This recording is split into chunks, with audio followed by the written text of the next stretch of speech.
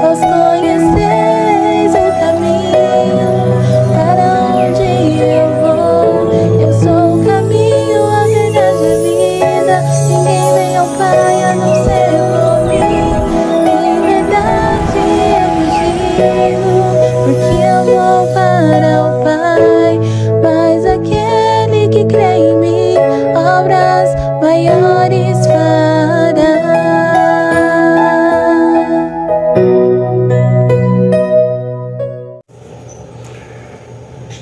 Olá, bom dia, boa tarde, boa noite, boa madrugada. Não sei em que momento Deus vai alcançar você através desse vídeo, através dessa reflexão, desta mensagem. Eu não sei. Normalmente o pregador costuma, eu não te conheço, eu não sei o que você está passando, eu não sei o que você está vivendo, mas a inspiração que Deus trouxe sobre mim é acerca de não desistir. Sabe por que Deus colocou isso no meu coração? Porque nós temos visto assim ovelhas pálidas, ovelhas fracas, um povo assim que está distante de Deus. Eu confesso que naturalmente nos afastamos gradativamente. Muitos de nós às vezes afasta de sopetão, mas outros vão dando acúmulo, até o momento que desiste. E o pior, desiste de Deus. Então eu estive analisando, estudando, lendo, pesquisando um pouquinho, e Deus falou comigo acerca de alguns profetas, alguns períodos na vida de alguns desses nossos irmãos contemporâneos, que deixou um legado, e que este legado nós precisamos muitas vezes estar analisando para que nós venhamos ganhar força na fraqueza. A Bíblia Sagrada já diz que Deus diz, diga ao fraco que está forte. Então isso já é um grande sinal, isso já é uma grande maravilha. Por exemplo, o livro de Daniel, eu estava estudando, pesquisando, ele que foi escrito por volta de 530 a.C., eu fico olhando e analisando a vida de Daniel, é algo impressionante, porque ele viveu na Babilônia. Sabe o que é isso?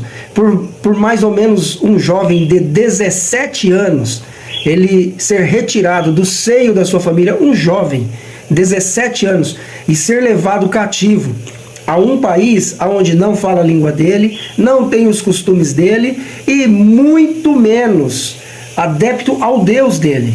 Então ali ele teve que aprender novos estudos, nova linguagem, teve que aprender tudo de novo, por um período pequeno, 60 anos. 60 anos. Pense bem, 60 anos. No mundo, num cativeiro, numa linguagem diferente, longe do papai, longe da mamãe, longe do pastor que ensinava ele, ou do sacerdote, vamos colocar assim, né, nos dias atuais, longe das suas comidas, longe da sua cultura, longe das suas vontades, longe daquilo que lhe apraz. Ele não poderia mais agora orar como ele orava em qualquer lugar. Ele não podia mais ler os pergaminhos, tirar suas dúvidas acerca do que ele leu e não compreendeu. Talvez um sonho, talvez uma visão, e ele não ter ninguém a quem ele se apegar. Agora ele já não é mais livre, agora ele é um cativo, agora ele é um escravo, agora ele é um prisioneiro. E sabe que se dá bem o prisioneiro que é obediente. Você talvez não pense nisso, eu nunca tinha pensado, mas analisa comigo.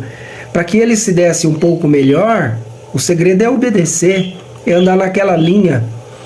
Sabe que às vezes o sistema de escola, eu tenho o costume de dizer para minha filha, que também esse ano completa 17 anos, falo para ela assim, para você obter o canudo, estuda aquilo que eles ensinam, ainda que bata de frente com a sua fé, ou para você com a sua crença, com a sua religião. Embora a Bíblia Sagrada diz que religião, a verdadeira religião, é cuidar de órfãos e viúvas. Tem esse negócio de, minha religião, eu sou religião tal, isso não existe, mas isso aí é pauta para outro estudo. Então analise comigo, 60 anos, Daniel, levado aos 17, passa 60 anos e ele não desviou, ele não fraquejou na sua fé. Sabe o que é isso? Alguém que passava ensinamento para ele, passava ensinamento bíblico. Muitas vezes nós temos tido carência nisso. As pessoas passam revelação, é bom isso, é bom, é ótimo. A pessoa passa mais tempo na igreja com adoração e louvor, é gostoso demais. Pouco tempo para a palavra. Igrejas que deixaram o ensinamento.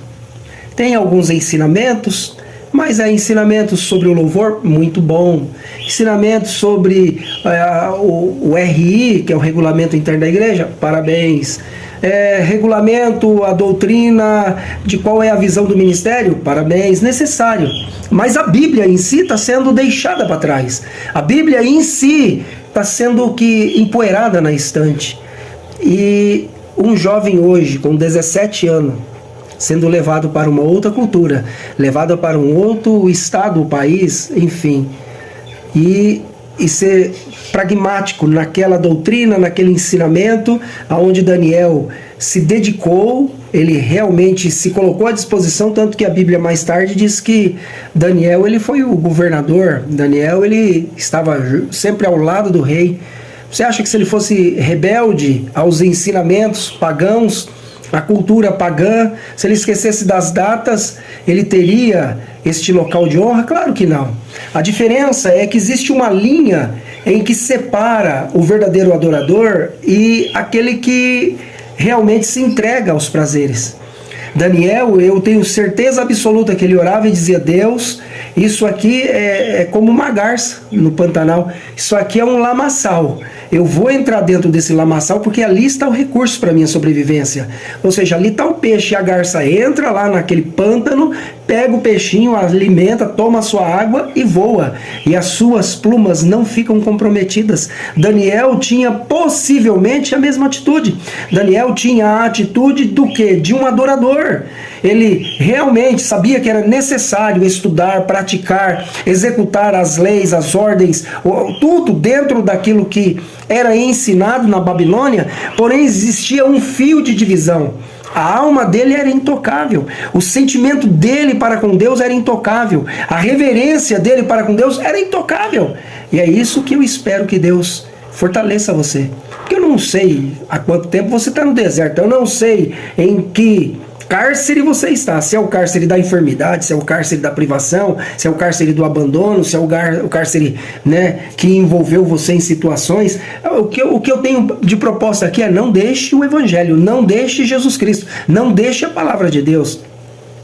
Possivelmente Daniel, ele tinha um contemporâneo naquela época. Naquela época, Jeremias pode ter sido um fator inspirador de Daniel. Porque mais de 40 anos Jeremias profetizava.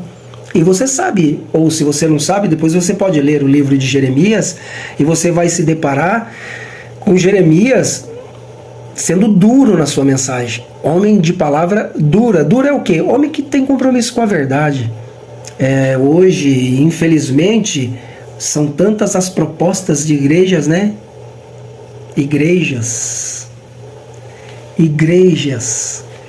aonde o jovem está ali cultuando e está, me perdoe a expressão vulgar, grudado na moça do lado dele. Ou seja, sem reverência. Quando você olha para o lado esquerdo, você vê aquele monte de criança com o celularzinho na mão jogando. Dentro das igrejas hoje, jogando. Você olha para mais à frente, o marido e a mulher já mais maduro, conversando. Você olha para a sua retaguarda, você vai levantar para ir ao toalete ou para pegar uma água, ou simplesmente para dar uma observada mesmo, para ver o comportamento. Porque do altar emana fogo, glória, poder, doutrina, palavra, mensagem, reverência. Se isso não jorra do altar, nós nos deparamos com uma igreja assim. Aí olhou ali para trás, o irmão lendo um trecho que não tem nada a ver, está lendo a Bíblia, bonito, parabéns, mas ele está lendo a Bíblia aleatoriamente. Ou seja, parece que o que está vindo do altar não tem interesse nenhum, parece que o que está vindo do altar é morto, é seco, não tem óleo nas engrenagens. Está faltando fogo no altar, está faltando temor no altar.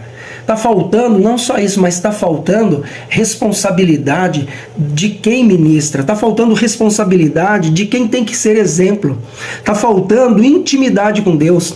Eu vou falar de um detalhezinho de duas igrejas por onde Deus me levou. Uma delas, aliás, até três. Uma dessas igrejas, eu fui convidado para ministrar lá. eu tive que repreender a igreja. Pense, um pastor convidado repreender a igreja.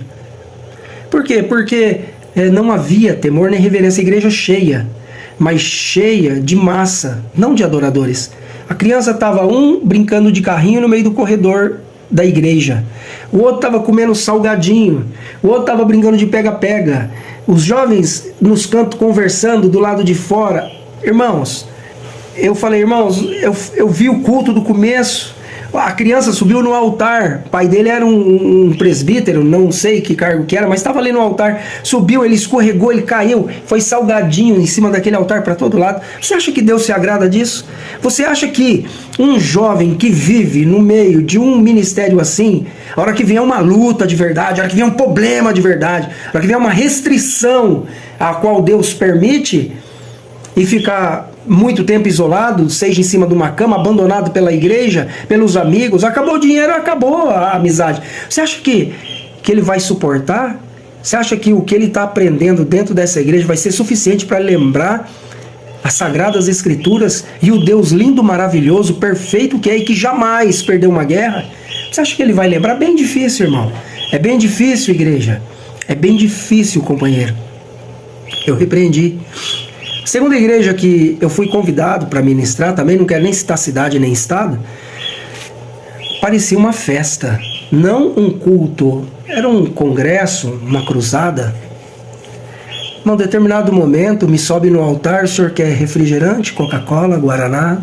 O senhor aceita um salgadinho? Eu falei, é normal depois do culto fazer uma recepção, mas no decorrer do culto, todo mundo se esbaldando, comendo amendoinzinho, porção de amendoinzinho sendo distribuída no meio da igreja, refrigerante a rodo, porque era uma festividade.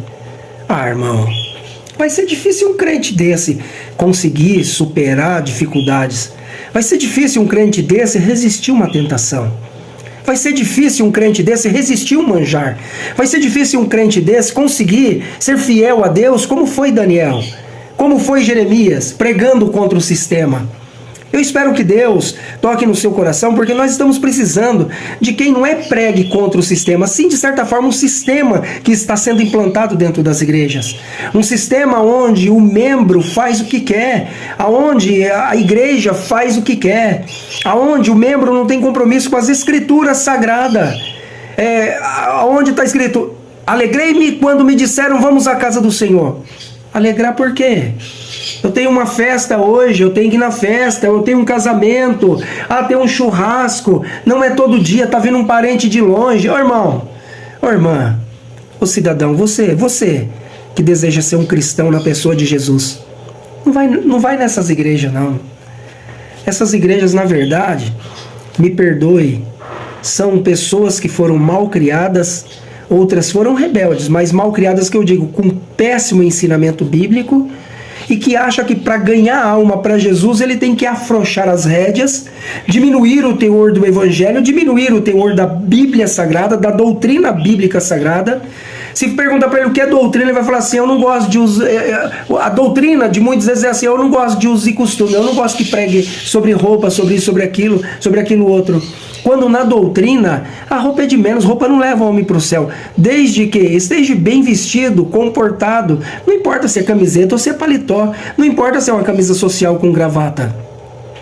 Mas também tem que tomar cuidado com a vestimenta, porque, vamos concordar, você acha que um jovem, você acha que um membro de igreja, onde as moças estão se vestindo do jeito que estão se vestindo, que eu já vi por aí, já fui em várias igrejas, é muita sensualidade,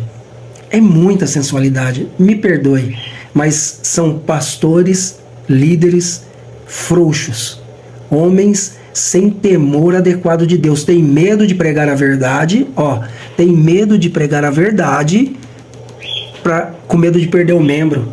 Sabe por quê? Porque às vezes aquela ali é filha de um bom dizimista, aquele ali é filho do meu compadre. Não existe isso na igreja, que não conheçamos ninguém segundo a carne, que não nos envolvemos com isso. A igreja está precisando de Bíblia Sagrada, menos louvor, mais oração e mais ensinamento da palavra, porque a terceira igreja que eu fui visitar, e que eu falei, aqui não é um ambiente para que eu deixe a minha alma submissa a um líder desse, e muito menos minha família. O homem tinha muita intimidade com Deus. Para e pensa comigo. Determinado momento do culto, da palavra, enfim, é como se estivesse num restaurante, levanta um dedo, levanta um dedinho, e já vem alguém com um pires e um cafezinho. E aí ele senta bem de ladinho, mais ou menos como eu estou aqui, cruza a perninha e o culto comendo solto, ó. Ó. É muita intimidade com Deus, povo. É muita intimidade com Deus. O Espírito Santo precisa de homens que queiram realmente servir a Deus em espírito e em verdade. Homens que vão deixar os seus sentimentos lá na cruz do Calvário. Pessoas que não são radicais. Não precisamos de cristãos radicais. Não precisamos de cristão extremista. Precisamos de homens e mulheres de Deus que ministrem a palavra como ela é. Como Daniel viveu 60 anos cativeiro e não deixou o evangelho, não se deixou corromper. A Bíblia fala que ele não comia os manjares do rei, ele não se contaminava com os vinhos. Talvez você, mas eu tenho que tomar um vinho, porque sabe como que é família. Por exemplo, infelizmente, o crente é fiel, dizimista fiel, ofertante fiel, um excelente obreiro. Chega numa festividade de fim de ano, a geladeira dele chega os parentes de longe, ele tucha de cerveja, de vinho dentro da geladeira dele, e o som comendo solto, música do mundo alta, e os vizinhos que são crentes ficou olhando e falou, mas não é aquele irmão da igreja? Você acha que o povo do mundo não está observando isso aí, irmãos? Você acha que na casa de Daniel, de Jeremias, vinha alguém com os costumes dele dentro do recôndito dele? Não. Ele saía para viver aquilo. Não o caso de Jeremias, até preso, foi jogado em cisterna. Cisterna com lama até a cintura, tratado com pão, irmão. Porque o evangelho era escandaloso àqueles que gostavam de viver em pecado, aqueles homens, sacerdotes, aquelas igrejas já modernas, querendo trazer para esse ritmo que está hoje. Foi os causadores, falaram, não, Jeremias é meio doido, é muito quadradão, é muito santarrão. E não é questão de ser santarrão, quadradão. A verdade é que a sua casa ela é uma extensão da igreja que você aprendeu a adorar a Deus. A sua casa é uma extensão da Bíblia Sagrada. Eu vou pegar cerveja e jogar em cima da Bíblia? Eu vou usar a Bíblia como cinzeiro? Não pode, irmão. Não pode. Eu perco o amigo, mas eu não perco a esperança de viver com Jesus.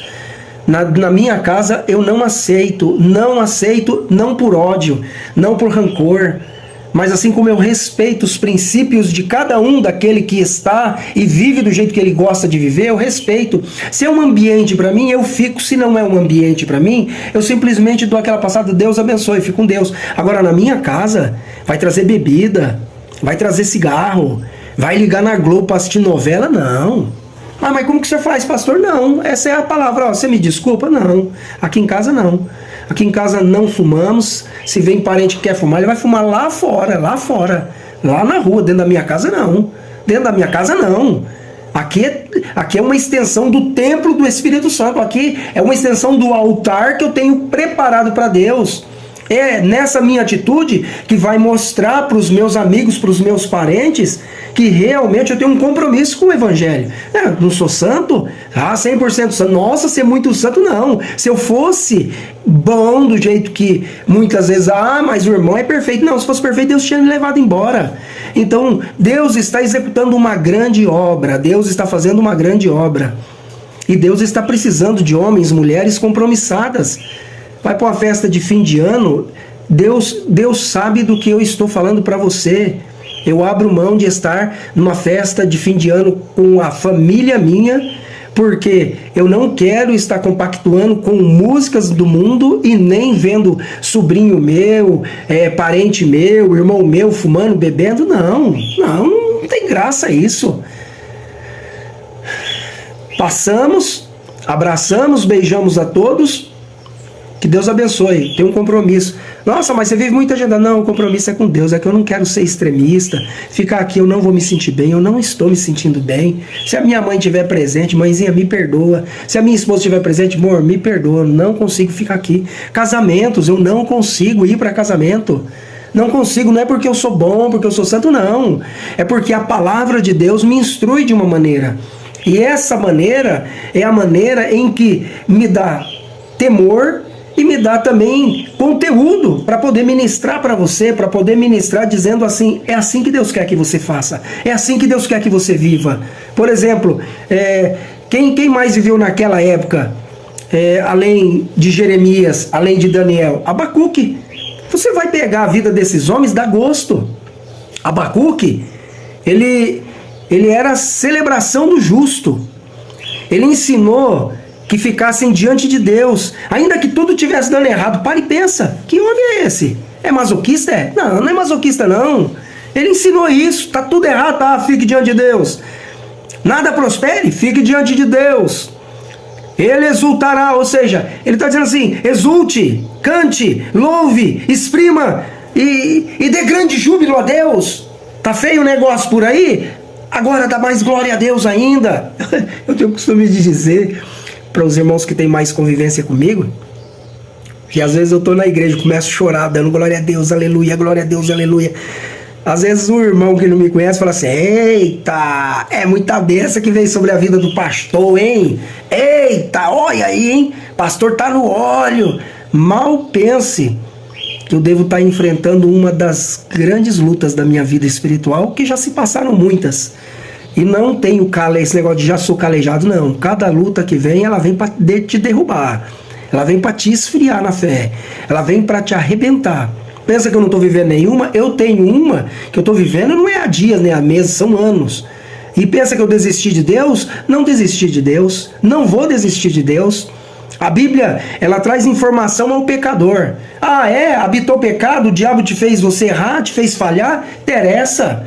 A Bíblia diz assim, onde habitou pecado, superabunda a graça de Deus. Ai, diabo, se tu me fez eu errar por eu ser falho, por eu não viver de joelho em consagração, esquenta não, agora eu vou de joelho e vou ficar em consagração e a glória de Deus que já era boa vai ficar maior ainda sobre a minha vida. Por quê? Porque o exemplo que Deus tem me mostrado é Daniel, é Jeremias, é Sofonias, é Abacuque.